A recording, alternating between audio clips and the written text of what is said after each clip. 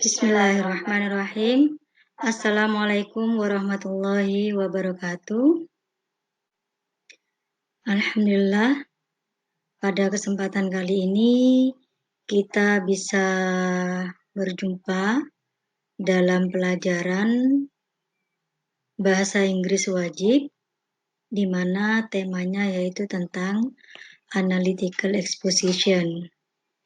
Sebelum kita mulai pelajaran kali ini, marilah kita bersama-sama membaca doa agar supaya apa yang kita dapatkan pada kesempatan kali ini bermanfaat dunia akhirat, ya. Jangan lupa tetap selalu bersyukur kepada Allah Subhanahu wa taala. Kemudian yang kedua, jangan pernah lupa juga untuk tetap membacakan selawat kepada junjungan kita Nabi besar Muhammad sallallahu alaihi wasallam. Karena beliaulah kita bisa menjadi orang-orang yang berakhlakul karimah. Alright, before we start our class, please pray together.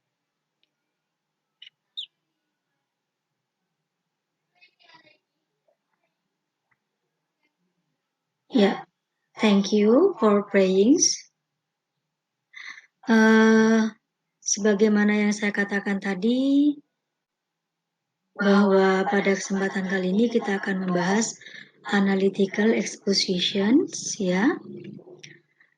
Well, today, welcome to my class, students. Yeah, today is Friday, 6 August 2021. Let me introduce myself. Saya akan memperkenalkan diri saya terlebih dahulu. Mungkin ada beberapa siswa yang masih belum tahu Ibu, ya. Padahal sebenarnya kelas ini ada beberapa yang sudah Ibu kenal namanya, namun mungkin ada dari kelas lain yang belum tahu Ibu atau bagaimana. Jadi it's better for me to introduce myself to you so that you know me more. Yeah. Hi. My name is Siti Nuraisyah. Nah, ini dia, ya. I am an English teacher in SMA Negeri 1 Sampang. I live in Jalan Pramuka and I have taught this school since 1999, exactly on September. Jadi saya sudah mengajar di SMA 1 sejak tahun 99, yaitu tepatnya pada bulan September. Alright, so the next. What is analytical expositions? Anyone knows? Ya, ada yang tahu apa itu analytical expositions? Well, before we go to this material, silakan Anda pahami dulu, yaitu based competence of analytical expositions. Di sini yaitu pada 3.1 untuk membedakan fungsi sosial, struktur teks dan unsur kebahasaan beberapa teks analitis maksudnya, ya, baik lisan maupun tulis, persuasif atau argumentatif, dengan memberi dan meminta informasi, menyampaikan pendapat atau pikiran terkait isu aktual sesuai dengan konteks penggunaannya. Ya, kira-kira berita teraktual sekarang itu apa? PPKM misalnya, ya, terkait dengan COVID-19. Atau mungkin berita-berita lain tentang daring dan seterusnya. Alright. We go to the next. Nah, learning analytical exposition. Kita ketahui, kita pelajari analytical exposition. Apa itu analytical exposition? Ini dia. Di sini kebetulan gambarnya saya beri COVID-19, ya, karena sekarang lagi merebaknya COVID-19 yang masih belum selesai mulai dari bulan Maret tahun 2019 hingga sekarang.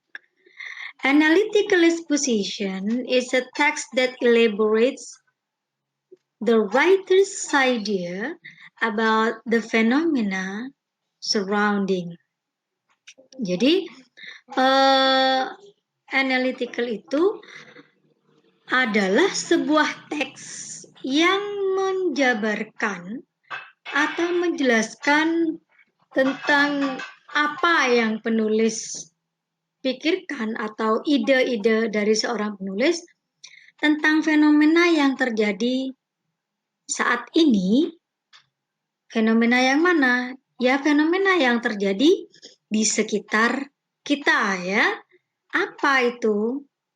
Misalnya seperti yang saya sebutkan di sini karena hangat-hangatnya ya COVID-19, saya di sini membicarakan COVID-19. Kenapa dengan COVID-19? Apa yang harus dilakukan? Kira-kira anjuran apa yang akan dibuat oleh penulis agar si pembaca itu mengikuti anjuran apa yang dikatakan penulis dalam tulisannya ya. Itu namanya analytical expositions. Ya, kita lanjutkan. Nah, apa tujuan dari menulis analytical expositions? Kenapa penulis itu harus menulis teks berupa analytical? Ya, ini dia. Its social functions is to persuade the reader that the idea is an important matter and to analyze the topic that the thesis or opinion is correct by developing an argument to support it. Yaitu tujuannya menulis analytical exposition, yaitu untuk mengajak ya, persuade itu mengajak, merayu, pokoknya mengajak si pembaca that the idea bahwa ide yang dia utarakan dalam tulisan tersebut is an important matter, adalah peristiwa atau kasus yang sangat penting untuk dipelajari. And to analyze the topics, dan juga untuk menganalisa topik bahwa thesis or opinion is corrected ya. Opini itu memang betul-betul tepat sekali dengan mengembangkan ya untuk mendukung tulisannya, yaitu di sini diberi argumen ya. To support it, untuk mendukung. It itu kembali pada kasus yang dia utarakan, sehingga selain dia memaparkan sesuatu, maka dia pun harus juga memberikan argumen agar si pembaca itu percaya ya. Nah, kita ke berikutnya. Ya, di sini masih terkait dengan analytical expositions, bahwa analytical expositions itu juga harus mempelajari social functionnya, tujuannya, begitu juga dengan generic structure-nya ya. Bagaimana sih cara menyusun analytical exposition itu sendiri. Nah, di sini ada, let's learn the generic structures of analytical exposition. Nah, here we go. Ya, pertama, ada tesis. Kalian tahu tesis? Tesis, mungkin kalau yang pernah punya kakak ya, kuliah di S2, tesis itu pasti sebuah tugas akhir. Nggak mesti ya. Di sini dalam hal analytical exposition, thesis is introducing the topics and indicating the writer's point of view. Tesis ini memaparkan ya topik yang dibuat oleh si penulis untuk menunjukkan kepada pembaca betapa pentingnya itu dibahas, gitu ya. Jadi diperkenalkan dulu, misalnya tentang COVID-19 itu dijelaskan dulu. Ada apa dengan COVID-19 gitu ya. Nanti untuk lebih jelasnya, Ibu kebetulan buat teks sendiri pada berikutnya. Oh ternyata ini sama contohnya ya. Saking asyiknya menjelaskan. Nah, contohnya di sini ya. Di sini kebetulan saya bikin judul apa namanya? PPKM. Karena sekarang yang lagi ngetren PPKM ya. PPKM should be applied to the Indonesian society as the degree of the day's people is increased due to COVID-19. As we all know, COVID-19 has attacked people through the nose and caused them difficult in taking a breath. Nah, di sini menjelaskan, seharusnya ini ada perkenalan dulu. Ini Ibu lupa tidak memberikan apa itu PPKM. Setelah saya bilang PPKM, baru di sini ada ini. Oke, misalnya begini.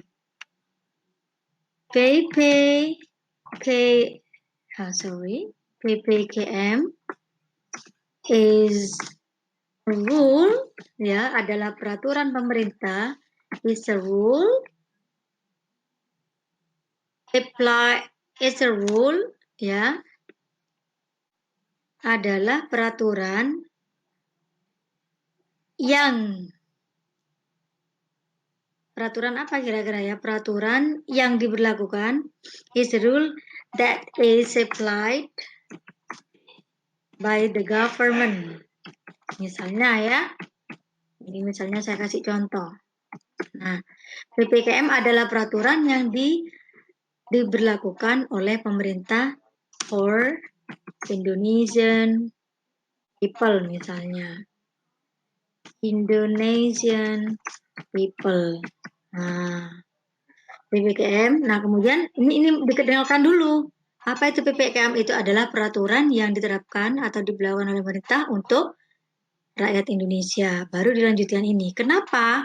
PPKM should be applied to the Indonesian society as the degree to death people is increased due to COVID-19. Karena masyarakat Indonesia tingkat kematiannya itu semakin bertambah gara-gara COVID-19. Jadi sebaiknya PPKM itu diberlakukan. Itu kata si penulis. Sebagaimana kita ketahui ya, dia kemudian memberikan sinyal. Kok bisa? Nah, ini ada sinyal satu baris lagi. As we all know, untuk mendukung bukti yang dia katakan, dia bilang COVID-19 has attacked people through the nose and caused them difficult in taking breath. Apanya yang diserang? Dia kemudian menjelaskan, walaupun tidak detail, tapi di sini ada COVID-19 menyerang orang melalui hidung dan menyebabkan mereka sulit untuk bernafas. Ya, ini yang pertama, generic structure yang pertama. Yang kedua apa? Coba kita lihat. Yang kedua adalah arguments. It is explaining the argument to support the writer's position.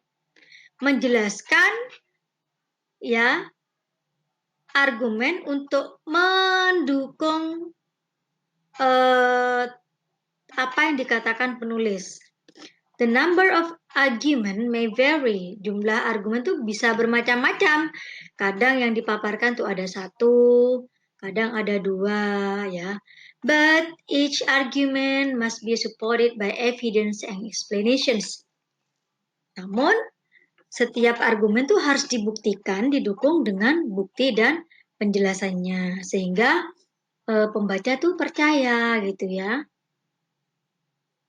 Argumen boleh bisa kasih 1, 2, 3 ya. Terserah penulis yang mau menjelaskan. Contohnya ini. Ya, for example, firstly, COVID-19 as we all know contribute to most the diseases in the world. COVID-19 is a deadly virus that causes illness such as fever, lung influenza, and triggers of asthma. Some of these illnesses are so bad that people can die from them in short period. Ini yang pertama. Kemudian dia juga memaparkan yang kedua, secondly, COVID-19 is very dangerous virus. It could stand for hours like copper and even many days on something like table. It could infect people fast in spoken and cold. Nah, pertama, sebagaimana kita ketahui, COVID-19 itu ternyata bisa menimbulkan beberapa penyakit di dunia ya. Ternyata bisa juga melahirkan virus yang mematikan ya, yang menyebabkan sakit yang luar biasa seperti demam, batuk influenza berkepanjangan, dan sesak nafas. Some of this illness, beberapa sakit ini sangat-sangat jelek ya, sehingga orang-orang bisa mati ya, from them in a short period, bisa langsung mati dalam waktu yang tidak lama, jangka pendek. Dan juga dia diberi pendapat yang kedua, COVID-19 is very dangerous virus. Dia menyatakan COVID-19 itu sangat berbahaya ya, virus sangat berbahaya. It could stand for hours. Ternyata dia bisa bertahan lama, berjam-jam, like copper, tembaga, and even many days on something. Bahkan berhari-hari tempat dia berteduh, misalnya di meja ya. Virus itu bisa juga ada di meja, bahkan dia bisa bertahan hidup sampai berhari-hari loh. Sehingga bisa mempengaruhi orang-orang yang ada di dekatnya secara cepat, baik itu dalam berbicara maupun dalam batuk, orang batuk ya. Nah, kita lanjutkan. Berikutnya yaitu reiteration, ini yang terakhir ya. Reiteration ini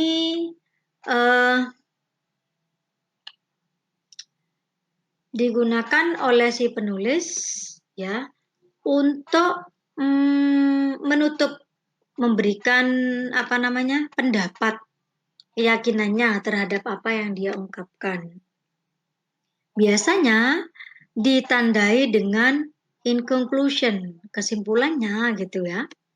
I personally believe, saya secara pribadi percaya. Jadi dia memberikan opini yang mendukung. Ya, yang mendukung. Contohnya, from the text above, dari teks di atas, PPKM should be ruled to the country for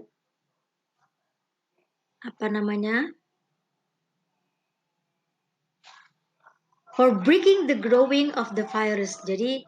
Jadi kesimpulan dari atas bahwa PPKM itu seharusnya diberlakukan untuk memecah mata rantai perkembangan COVID-19 ya. No gathering everywhere. Tidak boleh berkumpul di mana-mana. Sehingga kalau kita berkumpul, maka itu juga akan menyebabkan percepatan penularan COVID-19 ya. Ada yang tahu apa itu COVID? COVID itu singkatan dari coronavirus. D itu adalah disease ya. Disease itu penyakit, virus itu virus, corona itu bentuk virusnya yaitu berbentuk corona. Jadi penyakit virus yang bernama corona. Next. Language features. Nah, kalau tadi kalian sudah mempelajari genre structure daripada analytical exposition, itu maksudnya tatanannya ya. Pertama itu harus ada tesis, yang kedua argumen, yang ketiga adalah reiteration. Jadi ada tiga cara menyusun analytical exposition. Bagaimana dengan language features daripada analytical expositions? Bisa kalian lihat ya di situ susunannya. Language feature di sini maksudnya adalah tata bahasa yang digunakan dalam teks tersebut. ya. Di situ ada compound dan complex sentences, ya. Ada kalimat lengkap, juga menggunakan firstly, tahapan-tahapan ya. Untuk mendukung argumen ada kata firstly tadi, secondly, the last itu ya. Kemudian ada juga tadi kayaknya tensesnya itu simple present tense yang digunakan semuanya ya. Kenapa? Karena di situ terkait dengan berita aktual. Ada juga kalimat passive voice yang dipakai kalaupun itu diperlukan, ya. Juga menggunakan kata penghubung. Nah, di sini kata penghubung ini saya cari lagi di sini. Kayak gini nih. Ini ada teksnya ya. Nah, ini ada kata penghubungnya. Ada kata penghubungnya N. Mana N? Nah, ini ada N ya, itu kata penghubung namanya conjunction. Kemudian ada secondly, ada firstly. Kemudian di sini juga ada adverb ya. Ternyata dipakai semua ya. Di sini rata-rata menggunakan present tense ya. It could stand for hours. Kok bukan it can, Bu? Ya, karena could itu menunjukkan kemungkinan, dan kemungkinannya itu bisa 90%. Dia dapat bertahan lama selama berjam-jam. Dalam kondisi apa? Ya, tentunya perlu penjelasan yang lebih detail. Di sini hanya sekedar contoh saja ya. Jadi language features adalah susunan tata bahasa yang ada di sini. Ya, ada firstly, ada secondly, the first, the second, ya. Ada kata penghubung, ada kata conjunction, ya. Conjunction ini kalimat lengkap apa? Compound maksudnya, kalimat lengkap, ya. Ada kalimat lengkap itu dikatakan begini. Kalimat pertama dan kalimat kedua disambung dengan N, itu namanya kalimat lengkap. Ya, itu saja dari Ibu, ya.